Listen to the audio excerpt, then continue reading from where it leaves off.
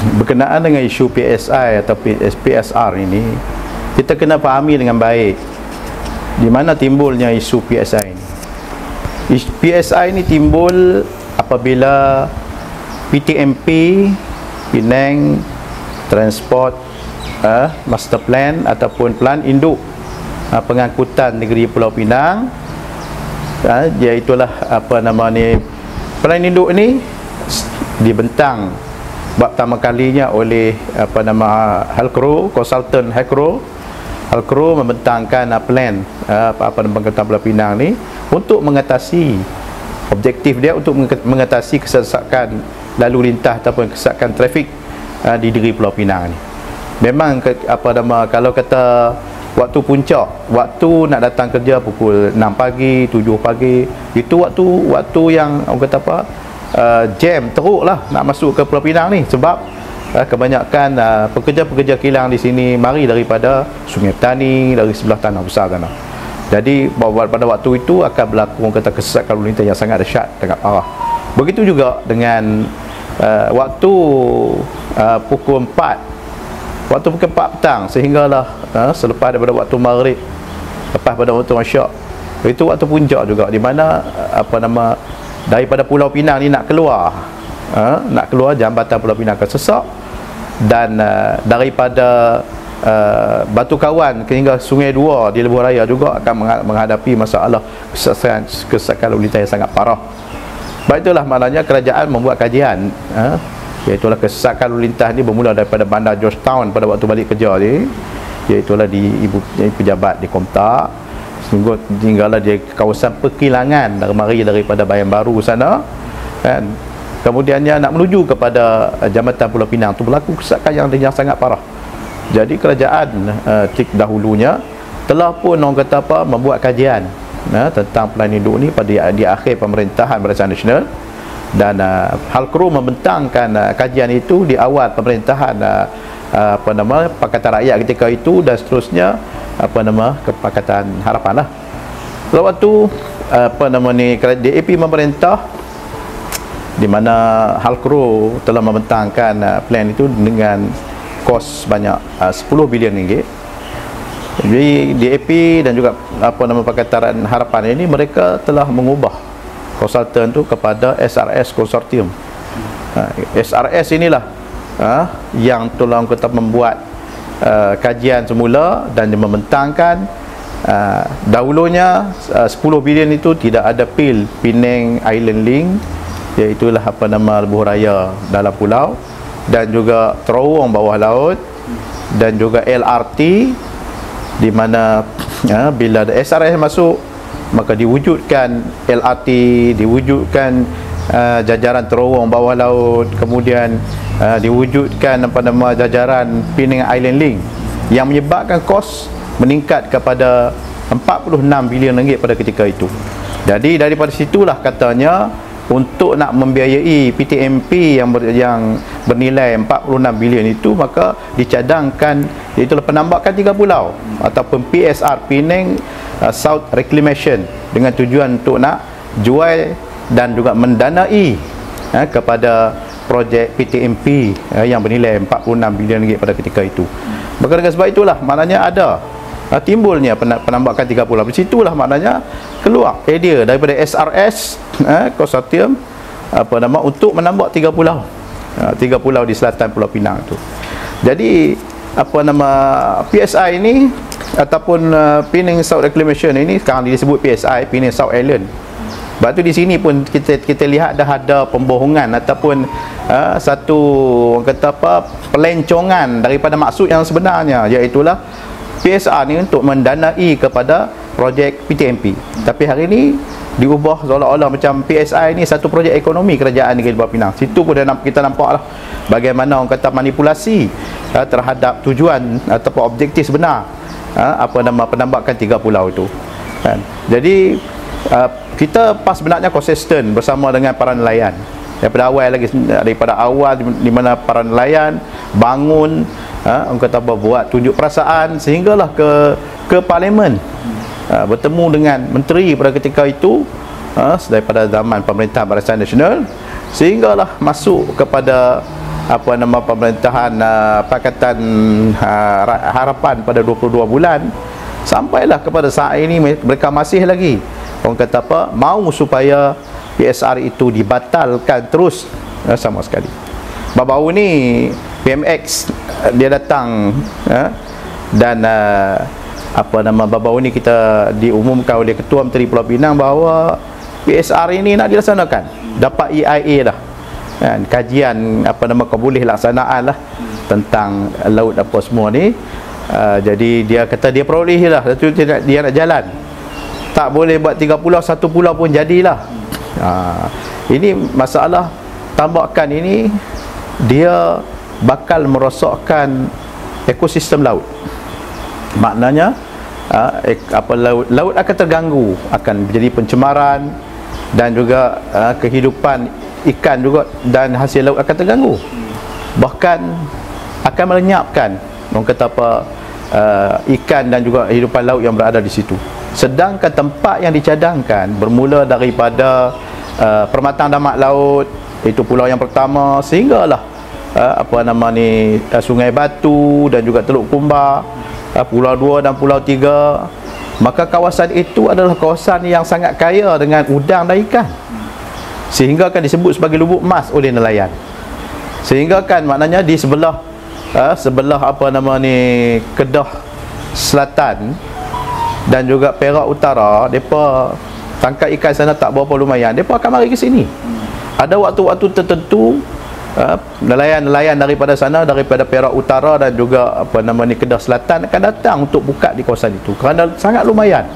Sebab apa? Sebab muka buminya, teluknya yang berada di situ yang terlindung daripada ribut-ribut yang besar yang boleh orang kata apa, mendatangkan orang kata apa, pencemaran, menyebabkan kawasan itu sangat kaya dengan udang, ikan, terutama sekali ikan kembung lah, sampai orang kata apa, ratus-ratus bahkan ribuan kilo ditangkap oleh nelayan.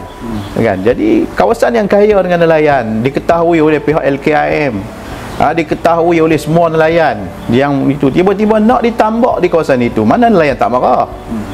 Kan? Seolah-olah macam dengan orang kata apa, tutup periuk nasi mereka. Kan? Jadi ini orang kata apa yang menyebabkan nelayan tak sanggup, walaupun bermacam-macam cara digunakan, tipu daya dan helah yang digunakan oleh kerajaan negeri untuk konon-kononnya, iaitu nak bagi apa nama, peruntukan dan juga bagi pampasan, bukan pampasan lah, dalam bentuk sumbangan kepada kerajaan, kepada nelayan. Jadi nelayan tak mau, sebab mereka hidup. Nelayan ni bukan boleh pergi buat kerja lain. Depa orang nelayan ni apa, tiap-tiap hari bila ni depa pukat ikan, depa balik, duit sentiasa ada dalam poket. Ni nelayan. Sikit banyak mana depa ada duit sedia ada. Kita tunggu gaji bulan, depa ada, depa gaji hari. Tiba-tiba kita nak suruh nelayan pergi jadi guard, nak dapat gaji bulan, mana boleh hidup? Nelayan tak boleh. Ya, kita lihat maknanya petani ya. Petani kita lihat banyak dulu, sawah padi yang berada di balik pulau ni dulu ada. Ada banyak. Tinggal di kawasan sini saja. Kawasan yang terpaksa kena menanam guna kuku kambing ni habis dah. Orang kata apa, bendang-bendang tu sudah terbengkalai habis. Pasal orang pergi kerja kelang. Tetapi nelayan tidak. Nelayan dia pun tak boleh. Kalau nak suruh pergi kerja kelang pakai tak jadi.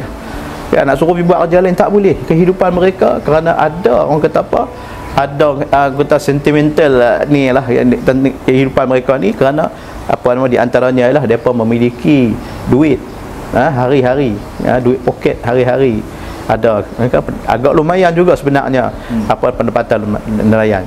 Bahkan di kawasan itu, kawasan di Parak Tambak Sungai Batu ni, hari Jumaat pun nelayan boleh pergi ke laut lagi, kerana nelayan pantai dia bukan jauh, dekat saja, tak payah menggunakan enjin kuasa kuda yang besar untuk nak pergi sana. Enjin yang kecil pun boleh pergi, sebab kawasan itu sudah kaya, sudah ni sangat kaya dengan hasil dia. Mereka boleh balik sembahyang Jumaat, ya, tak jadi masalah maknanya untuk keluar walaupun hari Jumaat untuk bekerja di awal pagi. Jadi tiba-tiba kawasan tu nak ditambak, mana nelayan tak marah? Ya, dan juga bukan nelayan saja akan terkesan, bahkan hasil laut yang segar ni akan terkesan kepada rakyat di Pulau Pinang, terutamanya yang kata apa, yang berada di selatan Pulau Pinang ni. Bahkan makna rakyat negeri Pulau Pinang yang nak menikmati hasil segar ni selalu mari sini, mari nak beli ni. Dan juga nelayan-nelayan menerusi persatuan nelayan dan nelayan selatan Pulau Pinang ni ada pengkalan-pengkalan yang menjual hasil terus kepada rakyat yang berada di kawasan ini. Jadi orang kata apa, bekalan-bekalan itu terus dipasarkan oleh nelayan sendiri, dan pendapatannya mereka sangat lumayan. Kita lihat kenaikan pulangan hasil daripada jualan itu dapat menampung kebajikan kepada para nelayan sendiri.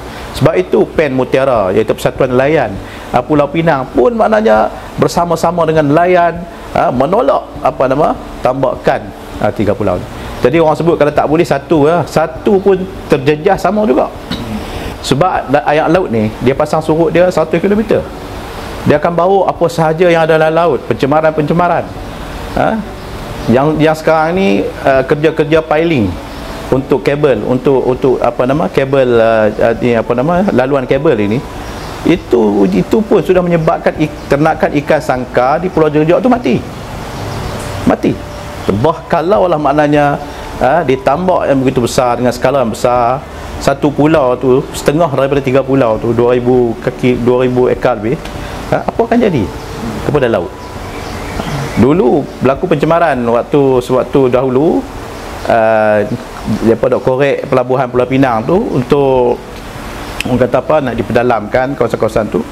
Kapal yang membawa selut yang dikorek itu sepatutnya dia kena buang 10 batu nautika di Pulau Kendi, tapi oleh kerana dia nak set trip ni, sambil lalu sambil dia buang, menyebabkan ikan-ikan di Batu Feringgi mati, menyebabkan ikan ternakan sangka di Sungai Tukun pun mati. Saya tengok sendiri, saya turun bersama dengan NGO Jaring, saya lihat sendiri tu je kerapu panjang-panjang tu mati. Sebab ikan ni dia menapas mengikut insang lah, tapi insang tersumbat dengan pencemaran ni menyebabkan dia tak boleh nak sedut udara, mati. Jadi kita kata kalau tambakan ni berlaku, mana banyak pihak akan menghadapi kerugian. Bukan maknanya peternak-peternak ikan sangka yang berada di sepanjang jambatan kedua Pulau Pinang dan juga di Pantai Jerjak bakal terjejas kerana air laut ni akan membawa orang kata apa, pencemaran, kekotoran, kekerohan dan sebagainya, menyebabkan ikan akan mati. Sebab tu maknanya sini nelayan-nelayan dan juga NGO dan semua rakyat yang faham bangun untuk menentang projek ini. Projek ini bukan menguntungkan, tidak mendatangkan kebaikan kepada rakyat. Jadi projek apa? Ekonomi apa yang kerajaan negeri nak bangunkan? Siapa yang akan mendapat faedah? Kita melihat maknanya yang mendapat faedah ni hanyalah maknanya mereka dan juga kroni mereka. Sebab tu mereka duk pulut. Daripada dulu kita dengar ni DAP lah, kerajaan DAP dan juga kerajaan yang jadi kerajaan ni ada 20 dari dulu nak tambah. Bermakna ada agenda mereka, ada agenda kroni mereka. Baru-baru ni PMX mengumumkan iaitulah akan kata apa, memberikan peruntukan untuk projek LRT daripada Komtar sampai dah masuk pulau tu. Jadi kita lihat pertama berkenaan kalau kita kembali kepada yang saya sebutkan tadi, tambahkan 3 pulau untuk mendanai projek PTMP. LRT itu sebahagian daripada projek LRT yang dicadangkan oleh SRS. Sepatutnya tambahkan pulau itu dibatalkan terus kerana sudah ada dana. Dulu tak ada dana, kan? Kemudian kita lihat juga orang kata apa, jajaran LRT ni kita tengok tak berapa masuk akal lah. Tak berapa orang kata apa, tak sebenarnya tak ada keperluan di situ. Kerana kalau kata LRT tujuan dibina untuk menyelesaikan kesesakan lalu lintas, sepatutnya LRT tu ialah daripada Tanah Besar ke pulau, bukan daripada Komtar ke Bypass. Jadi untuk nak menyelesaikan, jadi apa maknanya motif mereka buat di situ, apa tujuan penjajaran jalan LRT daripada Komtar ke Bypass itu? Adakah motif dia untuk maknanya develop hartanah dan sebagainya? Setelah mana timur laut kita lihat dah habis dah, nak orang kata duk aim ataupun duk nampak pula apa barat daya pula. Ini semua boleh jadi sebab apa? Sebab SRS ni bukan konsultan yang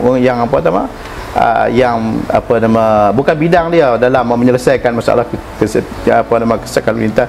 Di bawah SRS ada Ideal Properties dan sebagainya. Ini syarikat maknanya pembangunan. Jadi mereka sudah tentulah bidang mereka develop, sudah tentu mereka merancang untuk projek develop untuk maknanya mereka untuk maknanya apa nama DAP dan juga untuk kroni-kroni mereka. Untuk kita boleh katakan ini projek ekonomi mereka lah. Projek itu sebenarnya bukan mendatangkan kebaikan, bahkan maknanya